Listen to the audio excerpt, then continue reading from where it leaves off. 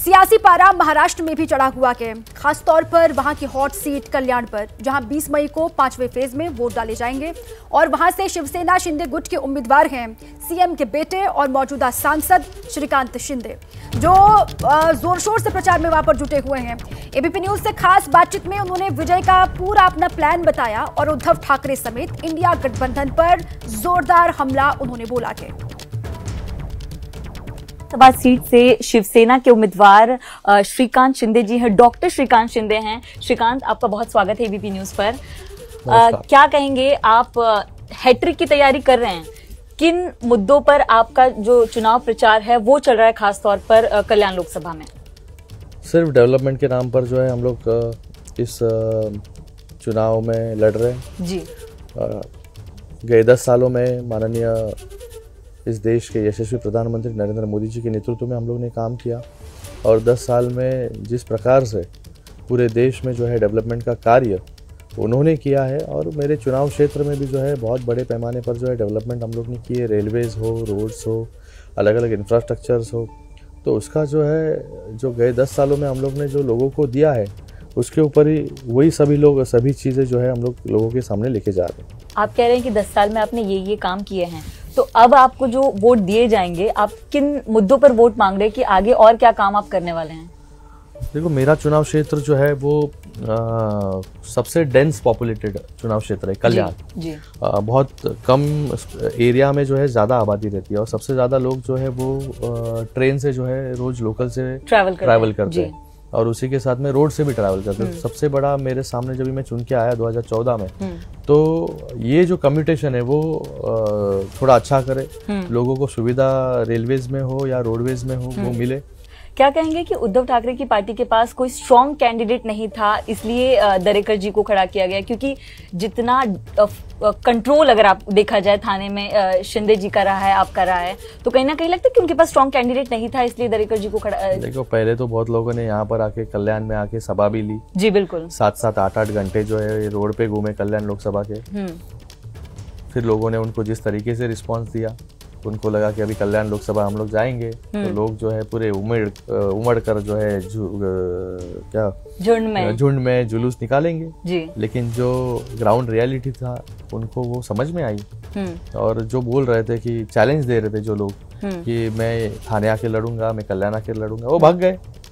जिन लोगों के भागने का आप जिक्र कर रहे हैं, उनकी पार्टी के एक नेता हैं प्रियंका चतुर्वेदी, उन्होंने खुलकर आपका नाम लिया है और टिप्पणी की है कि श्रीकांत शिंदे मुझे लगता है कि ऐसे लोगों के बारे में जो है हम बात नहीं करें, क्योंकि अगर कीचड़ में अगर कंकड़ डालोगे तो कीचड़ जो है सबसे पहले तुम्हारे ही ऊपर उड़ेगा। तो मुझे लगता है कि गंदगी में हाथ डालना मुझे आदत नहीं है, मुझे सिखाया नहीं है, और जो ये गंदगी कर रहे हैं पूरे महाराष्ट्र की राजनीति में उनको वही चाहिए, क्योंकि उनके जो है नेता जो है वही बात वहाँ पर बोल रहे हैं। रोज उठ के जो है दूसरे को गाली देने का काम, उनके प्रवक्ता गाली देने का काम करता है, उनका बेटा गाली देने का काम करता है। सुबह उठ के सुबह से लेकर रात तक जो है महाराष्ट्र की राजनीति को जो है गंदा करने का काम जो है इन लोग कर रहे हैं। तो हमें जो है बाला साहब के संस्कार हमें मिले हैं, दिगे साहब के संस्कार मिले और हमारे माता पिता के संस्कार मिले हैं, हमें तो बहुत अच्छा हुआ। श्रीकांत, आपको क्या लगता है कि जब शुरुआत में आपकी सरकार बन रही थी, नई वाली सरकार बन रही थी और एक प्रवक्ता हैं संजय राउत, अगर उनकी तरफ से इस तरह की बयानबाजी नहीं आती तो कहीं ना कहीं थोड़ा स्टेबिलिटी होती या मामला थोड़ा और बेटर होता? अगर वो देखो, उनके बोलने से ना बोलने से कुछ फर्क थोड़ी पड़ता है, वो तो उनकी पार्टी को खत्म करने का काम कर रहे हैं, हमें मदद ही कर रहे हैं वो। लोग देख रहे, रोज पार्टी छोड़ के लोग जा रहे, लास्ट में जो है सिर्फ हम दो हमारे दो, ऐसी ही परिस्थिति आएगी वहां पर। ताकतवर नेता की बात करें तो देश के सबसे बड़े ताकतवर नेता मोदी जी हैं। मोदी जी पर भी टिप्पणी की जा रही है, महाराष्ट्र से उनको गार्ड देने की बात की जाती है, औरंगजेब से कंपेयर किया जाता है, उस पर क्या कहेंगे? वही मैं बोल रहा हूँ ना, अभी इनके बारे में तो इनको तो मुंह को लगाम नहीं है। एक मेरा ये सवाल है कि कांग्रेस के नेता हैं नाना पटोले, प्रदेश अध्यक्ष हैं, वो कहते हैं कि जब हम सरकार में आएंगे तो राम मंदिर की शुद्धिकरण करेंगे, वहां पर हम राम दरबार बनाएंगे, तमाम जो गुरु शंकराचार्य उनसे लाकर पूजा करवाएंगे जब हम सरकार में आएंगे। शुद्धिकरण की बात वो कह रहे हैं अब राम मंदिर की, तो इस पर क्या कहेंगे आप? ऐसा मतलब इसके ऊपर हम लोग क्या टिप्पणी करें, क्योंकि जो राम मंदिर इनको कभी जमा नहीं, 500 साल तक लोगों को इंतजार करना पड़ा। इनकी जब भी सरकार थी 70 सालों तक जो है राम मंदिर का विषय इनके मुंह से नहीं निकला, उसके लिए कभी कोशिश नहीं की। आज मोदी जी ने जो है राम मंदिर वहां पर बनाया है जी। लाखों लोग जो है वहाँ पर दर्शन के लिए जा रहे हैं। मोदी जी के प्रयासों से जो है वहाँ पर राम मंदिर बना है।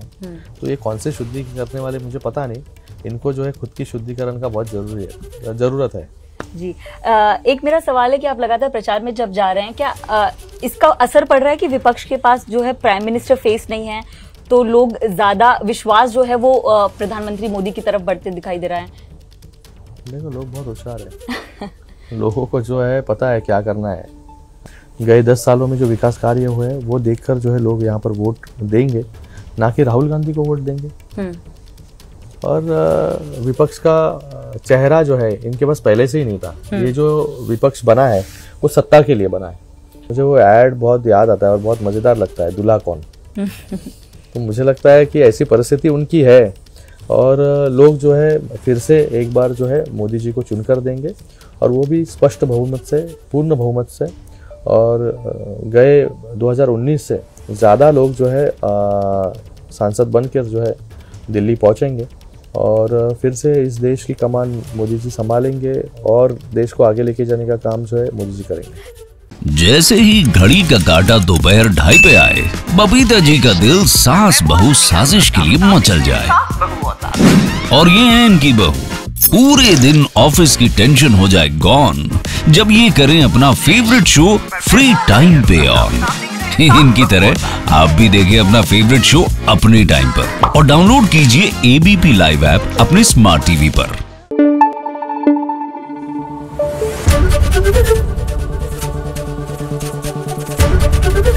एबीपी न्यूज आपको रखे आगे।